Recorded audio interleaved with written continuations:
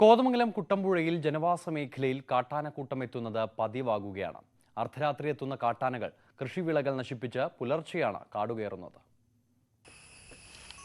ഉരുളൻതണ്ണയ്ക്ക് സമീപം ഒന്നാം പാറയിൽ ഒരാഴ്ചയിലേറെയായി ആനക്കൂട്ടം എത്തുന്നുണ്ട്.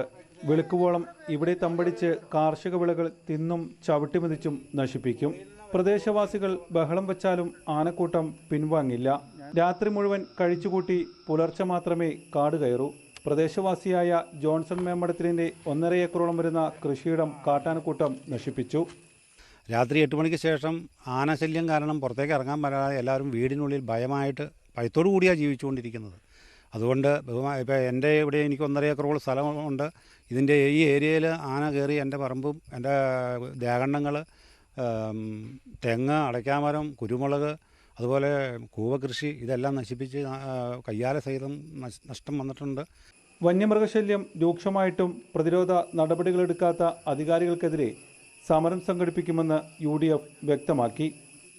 ഈ കാര്യത്തിൽ കർഷകരുടെ കൃഷിയിടങ്ങൾ നശിപ്പിക്കുന്ന ഈ വന്യമൃഗ ശല്യത്തിനെതിരെ ശക്തമായ പ്രക്ഷോഭത്തിന് നേതൃത്വം കൊടുക്കുവാൻ ഐക്യജനാധിപത്യ മുന്നണി ആഗ്രഹിക്കുന്നു.